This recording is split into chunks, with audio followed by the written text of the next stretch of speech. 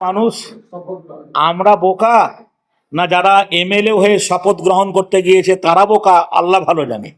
বলবেন কেন? যারা মানুষকে নির্বাচন করে ভোট দিয়েছেন, আমরা সোশ্যাল মিডিয়ায় দেখলাম, সোশ্যাল মিডিয়ায় গিয়ে দেখছি শপথ গ্রহণের সময় তার একটা বাংলা ভাষাটা ঠিকভাবে পড়তে পারে না। আরে যে এমএলএ, যে বিধায়ক আপনার বাংলা ভাষাটা ঠিকভাবে পড়তে পারে না, যে বলুন সেই বিধায়ক একটা ইংরেজিতে যদি দরখাস্ত আপনাকে দেখে যদি বলতে পড়তে দেন ওকে, তাহলে ও কি পড়তে পারবে? বলেন, ও কি পড়তে পারবে? না পড়তে পারবে না লিখতে পারবে।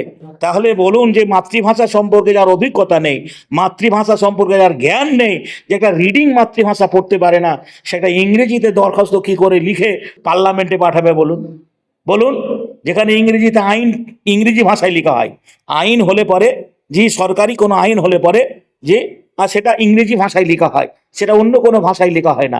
দুঃখ ওই জায়গায়। আমরা বোকা, ভোট দিয়ে যাকে নির্বাচন করে পাঠিয়েছি আমরা বোকা, না যারা নির্বাচিত হয়ে সে পার্লামেন্টে গিয়ে কি বলছেন আবার একটা ভালো বাংলা ভাষায় কথা বলতে পারে না, করে, তাহলে বলুন তারা বোকা? আল্লাহ ভালো জানে। কি বলবো ভাই।